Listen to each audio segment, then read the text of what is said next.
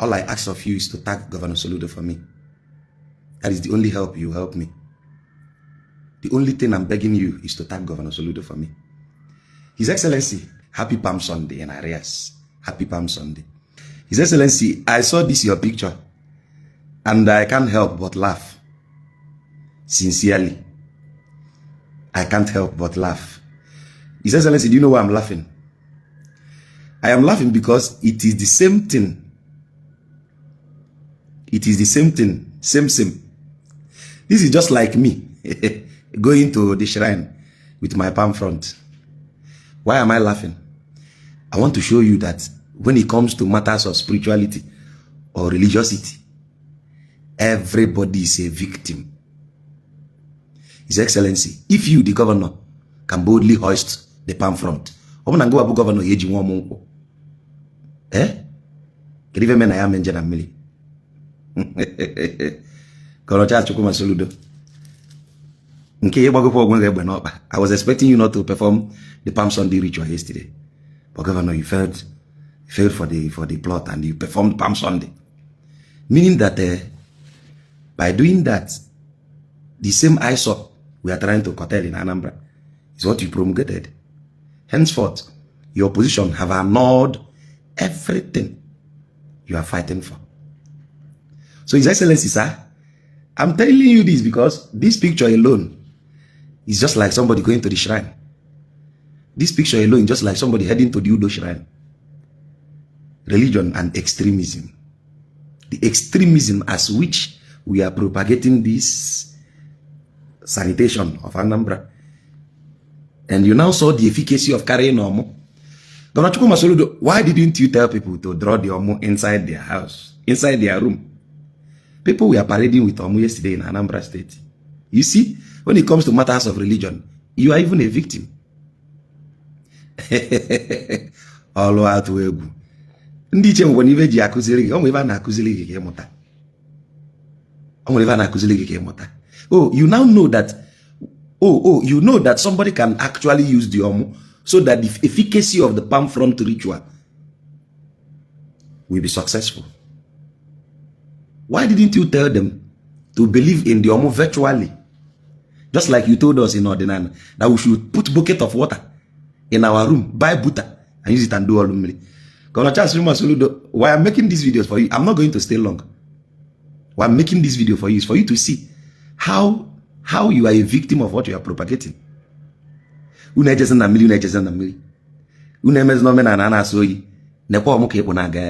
means, if you know that the efficacy of this Palm Sunday ritual is in its fullness when you hoist the palm front, that is how efficacious it is for your ordinary to go to the water. And when in water, and when in water, His Excellency, Nede Putin Azoge. Nede Putin Azoge. How can you people who enforces this law also be partaker of? I'm trying to show you the beautiful side of one-sided extremism when it comes to religious reform and spiritual reform. I am telling you, when I saw this picture, I kept laughing. I kept laughing. Do you know how many palm front that was vandalized yesterday in Anambra? Do you know how many palm plantation that will be affected by Edosisi Omo? Oh, because it is a Christian ritual. It is right. Nekwe kisi bula Omo. Olo hatu egu. Ibuzi Omo akonye na eje ni rudo. Kapia chapo mwo. My governor. What am I trying to explain? I'm trying to show you how this thing cannot work in a sane country. I'm telling you. You need to review that law. Edalaka niwa, edalaka. Because you've ended up hoisting the same Omo. Do you know how many palm trees were affected yesterday? Do you know how many palm trees were affected? Now, I remember when you said, everybody that want to do Olumili, please go to your house, fetch butter of water. Why is that same principle not applicable to Ndi Palm Sunday? Uluna Palm Sunday, for not the efficacious to hoist the palm. My governor. You see, this is proving to you how religious jingoism can mess up an intellectual and make him laughable to the eyes of a thinking man. What you just depicted is to show you how religious jingoism can reduce an intellectual to a laughing stock. Ndị ọdịnala unu emezina nka mee ya n'ime ụlọ n'ofu ife a mana olu na Palm Sunday chela ọmụ nke bụ gọvanọ ndị Anambra na-ekwogharị ndị bishọp na-ekwogharị ndị ụka niile na-ekwogharị Hosanna in the highest. That one is not an eyesore. Mana ije na mmiri chụọ aja ọ bụrụ eyesore ka ọ na Chukwuma Soludo ịkpụrụkwanụ ndị dibịa niile nọ na Anambra kpuchie udo gaji ya ekpuchigide mmadụ ebe ọfịs unu eju maka na odomanya unu enwere facility that will contain everybody. What I'm trying to say, His Excellency, religious jingoism can render an intellectual laughable. This picture is enough evidence. Religious jingoism, extremism to reforms without juxtaposing what are the nitty-gritties. What is good for the goose is also good for the gander. Now, why didn't you accept Niji Omunaka by faith without hoisting Omu? Now, Neki Omunaka. Why I'm saying this, I wouldn't waste time here. I wouldn't waste time. But I'm just trying to remind you, sir, with due respect. However, whatever you considered in drafting that law of Ejesina Mili, it cannot stand the test of time under proper cross-examination because it is quite laughable. It is quite laughable. Now, what am I trying to say? If the Ejesina Mili should bring Buddha and put water inside the Buddha, Governor, Nijelo no Omu yesterday should have stayed in their house and believe that the Omu is in their house. But we saw people parading yesterday in Anambra. Hosanna in the highest. Hosanna in the highest. Religious jingoism always make an intellectual laughable. What am I trying to say? Nnam iji ọmụ n'aka. Iji ọmụ n'aka. Iji ọmụ n'aka. Ọkwa gị iji ọmụ. Oi! Onye na-eme mmọnwụ a? Ọkwa onye isi ana. Gọvanọ Charles Chukwuma Soludo. Prof. The 001. Ongi na-emezi ongi iji ọmụ nwa. I thought according to your own yardstick of measurement, onye ọbụla nọbie welu na ojide go ọmụ. Onye a emegie.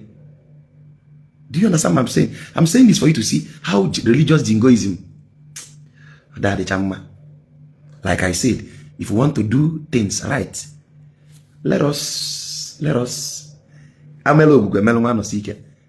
finally, the same thing I need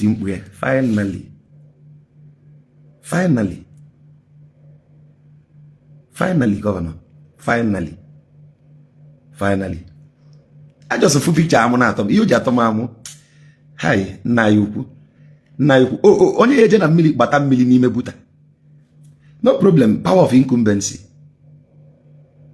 No problem. But just imagine Governor Chukwuma Soludo after your tenure.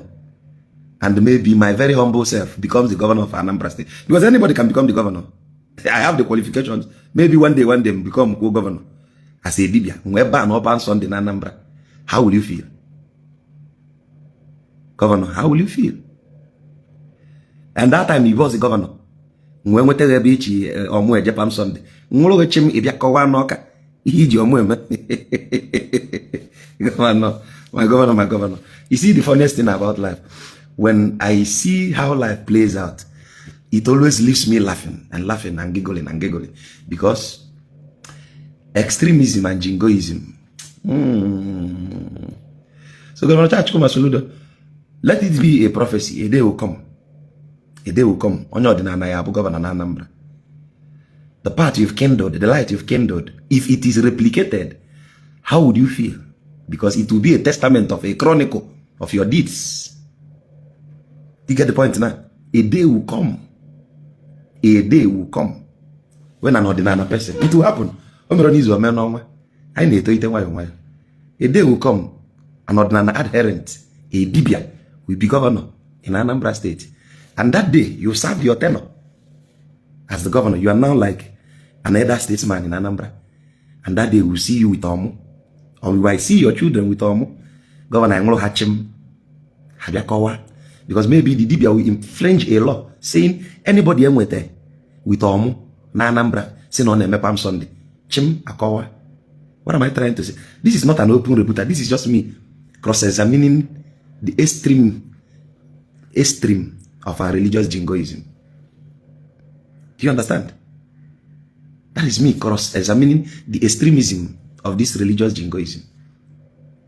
Do you get the point?